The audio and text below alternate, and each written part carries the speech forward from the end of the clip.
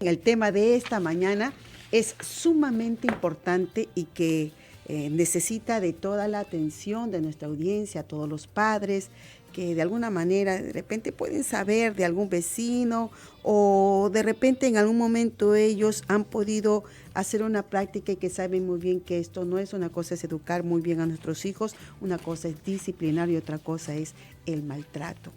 Así que en esta mañana vamos a tratar sobre los aspectos penales en el maltrato infantil. El día de ayer estuvimos tocando, doctor, recuerda, sobre el maltrato, sobre la solución, la alternativa de poder evitar estos, y con la licenciada que tuvimos de invitada nos habló sobre el aspecto positivo de tener alternativas, programas, cursos para la preparación, la capacitación de los padres para que ellos puedan darle una buena enseñanza y crianza a los hijos. Hoy vamos a hablar un poco sobre las estadísticas del maltrato infantil en el Perú, la institución que es el INEI que le da. Vamos a dar unos datos respecto al tema, pero hoy con el doctor Tapia vamos a hablar sobre los aspectos penales en el maltrato infantil, doctor. Muy bien. Primero tenemos que establecer que el maltrato infantil, claro, aunque el bullying es de las escuelas y está de moda tratar sobre este tema, sin embargo, la mayor recurrencia del maltrato infantil se da al interior de la familia. Y acá hay un tema.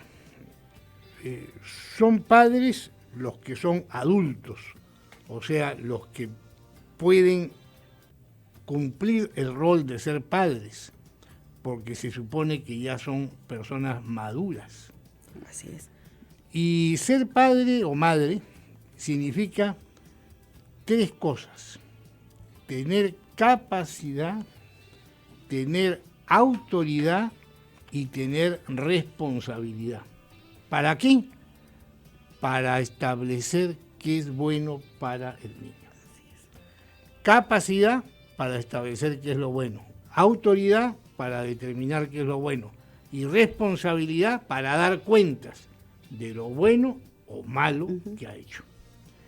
Entonces, frente a los niños y adolescentes, el Código Penal establece que se pueden hacer maldades con ellos, o sea, delitos frente a los niños y niñas. El primero, que ya lo hemos tocado en semanas anteriores, es el aborto. O sea, el asesinato, la terminación de la vida de un niño. Uno que es frecuente cuando hay desavenencias, cuando hay distanciamiento, cuando hay rompimiento en las relaciones entre los papás, es la sustracción del menor. ¿Qué es la sustracción del menor? A que generalmente, por acuerdo o por decisión judicial, se tiene que uno de los padres, generalmente la madre, tiene la patria potestad sobre el hijo. Cuando los dos padres viven juntos, la patria potestad es de los dos. Cuando los papás están peleados, la patria potestad es de uno y el otro solamente tiene régimen de visitas. Muchas veces el que tiene régimen de visitas no lo devuelve a tiempo o nunca lo devuelve.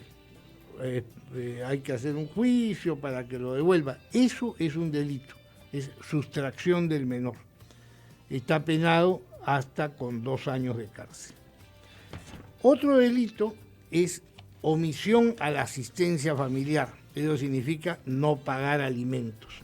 Es también una forma de violencia para los niños, porque es que un niño pueda crecer de acuerdo a las posibilidades de los papás, pero que sin que le falte nada, de acuerdo a las posibilidades de los papás, de la noche a la mañana, porque un papá decide fastidiar a la mamá no dándole los alimentos, el dinero para poder educarlo, vestirlo, darle de comer, tener un hogar, eso es una violencia también familiar.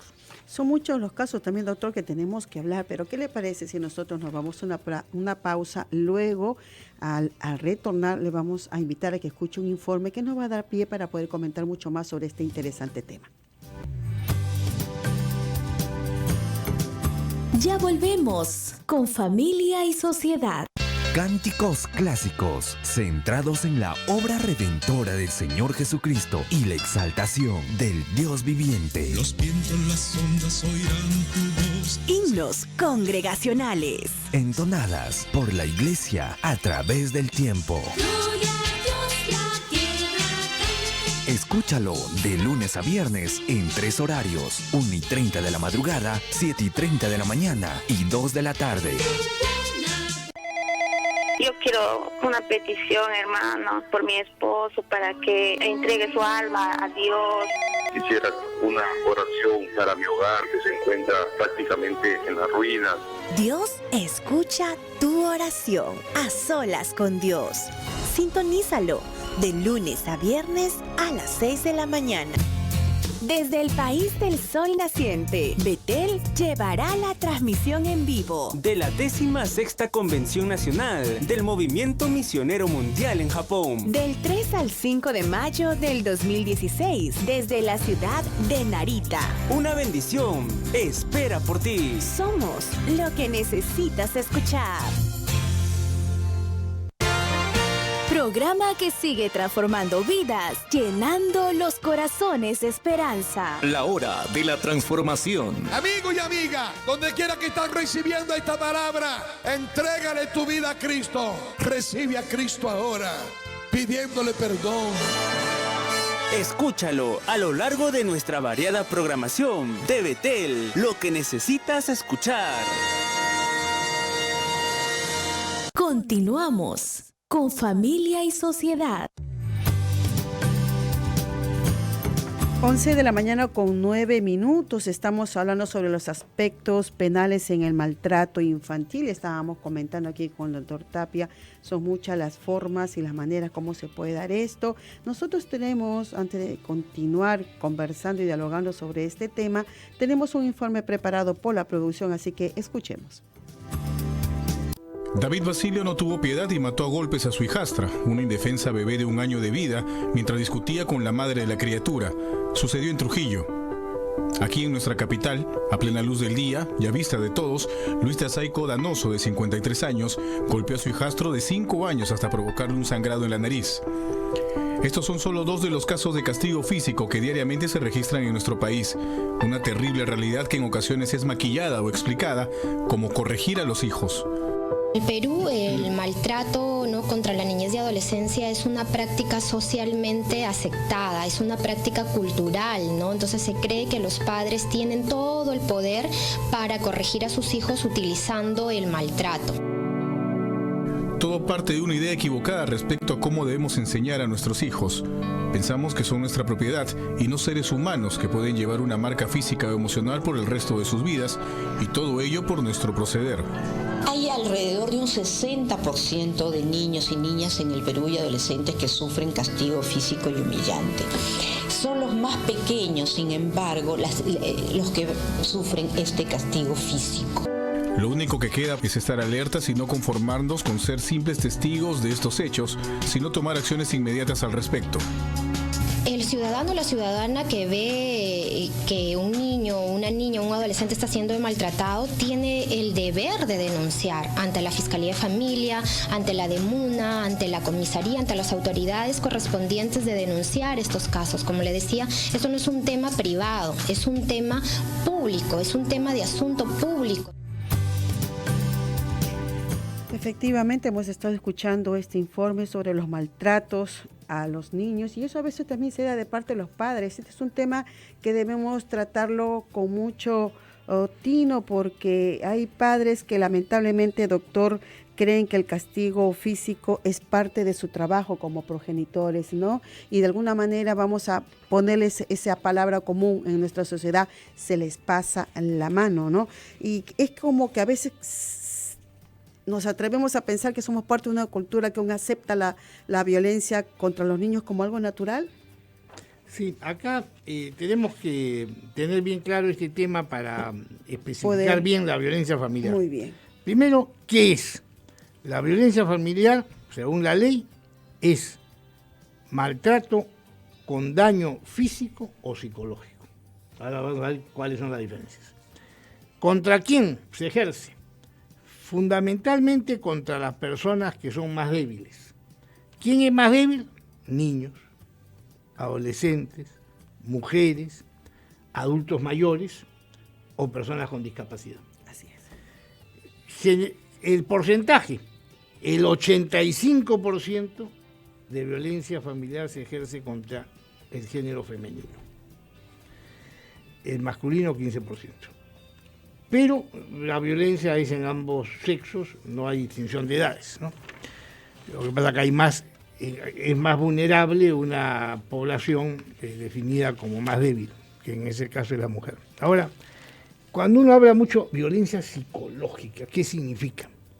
Es un insulto, es amenazar, es gritar, es ofender, es aislar a las personas de su familia, de sus amigos o laboralmente, o sea, no permitirle verlos porque le da celos, amenazar con botarlo de la casa, compararlo con otras personas, a ejercer una dependencia que no le permite valerse por sí mismo. Esas son las violencias psicológicas. O sea, es el insulto, el maltrato verbal, la pérdida de la autoestima que debe tener una persona. La violencia física son los golpes, ¿no? De todo tipo. O arrojar líquidos o comida caliente que produzca quemaduras, es quemar con cigarrillos, es herir con armas, con cuchillo, o hasta tener relaciones sexuales forzadas. También eso es violencia física. Generalmente, ¿cuáles las personas que hacen esta violencia, cómo se comportan? Se arrepienten algunos, piden perdón y dicen que no lo van a volver a hacer, aunque pueden reincidir. O son indiferentes, como si nada hubiera pasado. O cambian de conductas temporalmente, a veces son así, amables, otras veces son agresivos. A veces están enfermos psicológicamente, psíquicamente. A veces se justifican de que la víctima tiene la culpa y no reconocen ellos su actitud agresiva. Y a veces también su agresividad va en aumento, cada vez peor, ¿no? Se da un día una cachetada, otro día un palazo, otro día la mata. Y habría que resaltar esto, doctor, permítame agregarle que esto es, según las estadísticas, hay un determinado porcentaje, pero esto es de aquellos que denuncian, porque por ejemplo aquí nos dice una nota que según el registro de los 221 centros de emergencia mujer del Ministerio de la Mujer, en la primera mitad del 2015 se presentaron 9.495 denuncias de agresiones psicológicas, físicas y sexuales contra menores. Estas son estadísticas basadas en las denuncias. ¿Por qué? Porque puede ser que no haya tenido el valor el integrante de la familia el que ha sido sometido a maltrato de poder denunciar. Y es porque de repente algún vecino, alguna persona por ahí filmó y denunció y con pruebas demostró el maltrato. ¿Qué pasa también con aquellos que aún no hay estadística porque las denuncias no se dan? Claro. Bueno, ahora tenemos unas leyes que han reducido los trámites para este tema que es preocupante. Entonces ahora una persona que es maltratada, esta misma persona que es maltratada o cualquier vecino para poder ayudar, puede ir a la comisaría más cercana. Ya no es necesario una de MUNA, una comisaría de mujeres, una comisaría de niños, sino cualquier comisaría. En la comisaría el trámite no debe durar más de un día. El policía lo que tiene que hacer es recibir la denuncia y pasarla de inmediato al juez, o ir a la casa donde se está produciendo la violencia y hasta puede entrar a la casa para poner en orden las cosas y hasta ordenar que la persona violenta salga de la casa. Una vez pasada el parte policial al juez, el juez en 3 días tiene que decidir qué medidas de precaución va a establecer. Puede establecer como medidas de precaución diversas: distanciar al agresor de la persona agredida, no dejarlo entrar a su casa, quitar la patria potestad, ¿no? Como también los que se llaman las medidas cautelares, por ejemplo, que le pague alimentos de una vez, que se protejan los bienes para que no se los lleve, etc. Siempre dándole preferencia a la víctima. Y luego ya, una vez adoptadas estas medidas inmediatas policiales el primer día de la denuncia y las del juez dentro de los 3 primeros días que recibe el documento, es que después empieza el juicio. Entonces vemos que lo que antes era esperar un juicio para que la sentencia dijera usted se va de la casa, usted debe pagar alimentos, ahora el juicio empieza al revés. Primero se dan las medidas y después empieza el juicio. Ese es un gran adelanto, porque entonces las personas que sufren violencia pueden tener la protección del Estado de forma inmediata por parte de la policía y del juez.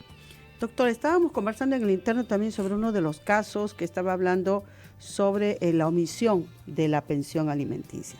Si bien es cierto que hay una ley que habla sobre los morosos en este aspecto, que hay hasta pena de cárcel, pero también hay personas que los padres pueden haber estado pasando la pensión y lo acredita con los vouchers y todo lo demás, pero puede darse el caso que esta persona como que lo niega teniendo las pruebas de que ha recibido ese dinero. ¿Cómo puede revertirse esta forma de abuso, en este caso, de parte de la mujer? Claro, lo que pasa es que hay a veces papás que son confiados y aunque estén en un lío tremendo con la mamá del hijo, le dan el dinero en la mano, le hacen firmar un recibo a mano o un cuaderno que la misma mujer lleva, o sea que no tiene ninguna constancia, o a veces hasta hay tan transferencia de bancos y se guarda el boletito, y a pesar de todo eso, la otra persona puede denunciarlo como que no cumple para hacerle daño, ¿no?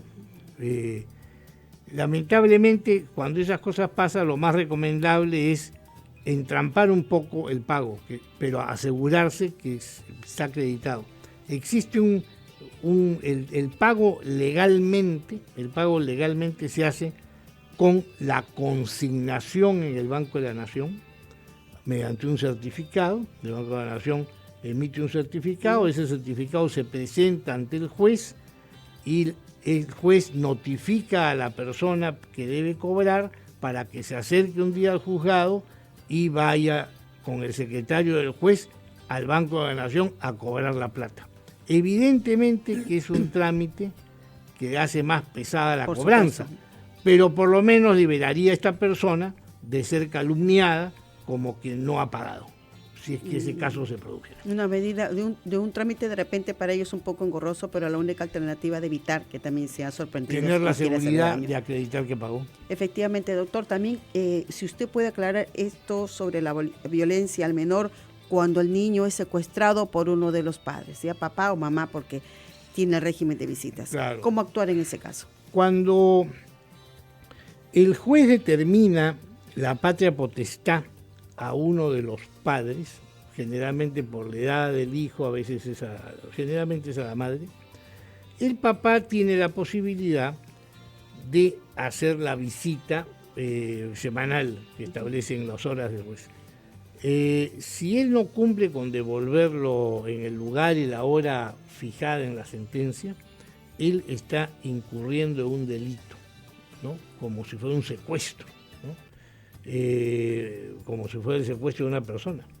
Entonces, esta retención indebida del hijo se paga porque es un delito. Por eso es que, ahora, ¿el delito en qué sentido agravia? Que la patria potestad la tiene uno, de los dos, no la tienen los dos, y que el niño está sujeto a la patria potestad del adulto que lo tiene. Nadie puede faltar, porque pensó de otra manera, en quebrantar las normas que se han dado para las relaciones familiares. Doctor, y volviendo al tema del inicio, estoy leyendo aquí unos datos de las cifras del Instituto Nacional de Estadística e Informática corroboran la información que di hace unos minutos sobre el Ministerio de la Mujer, sobre las 9.495 denuncias. Dice que en la encuesta nacional de hogares del 2014 revela que un 19.8% de las personas entrevistadas cree necesario castigar a sus hijos. De alguna parte, como que le dije, que se está volviendo natural de que el maltratarlos, castigarlos, es natural de parte de los padres.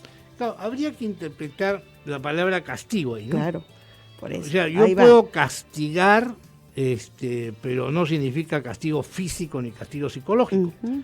Puedo con mucho amor hacerle a mi hijo o a mi hija que no haga o haga alguna tarea que le cueste hacer para que aprenda, ¿no?, una norma de conducta buena que debe aprender, ¿no? Si, por ejemplo, uno, hermanito, le pegó al otro, hay que enseñarle que no se pega. Mal enseñado estaría que se le pega a él, ¿no? O sea, hay que pegarle para que no pegue, eso no lo va a entender, va a seguir pegando. Uh-huh. Hay que buscar otra forma para señalarle que no se debe pegar. A eso le podríamos llamar un castigo. ¿Por qué? Porque se le quita algo que le incomode, que le duela, por ejemplo, perder un programa de televisión ese día. Claro, son formas de castigo. Leer un libro, nunca lee, le cuesta leer un libro. 10 minutos a leer un libro. Hay otros que recurren a poner a su hijito frente al rincón un minuto, ¿no?, para que piense.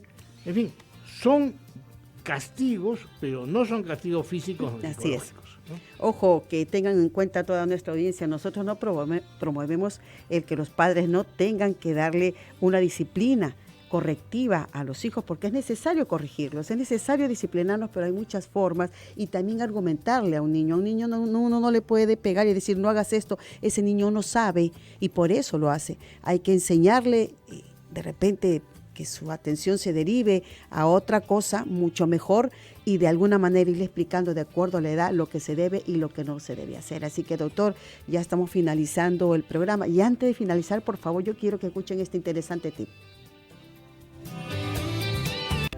Tips para la familia. Tomemos nota y marquemos a nuestra generación. Lo que toda madre debe decirle a su hijo: naciste para ser ganador. Tendrás ideas increíbles y con ellas tendrás también la habilidad para que se hagan realidad. Eres amado. Donde vayas, serás de bendición. El favor y la gracia te acompañarán todos los días de tu vida. Esto es Tips para la Familia.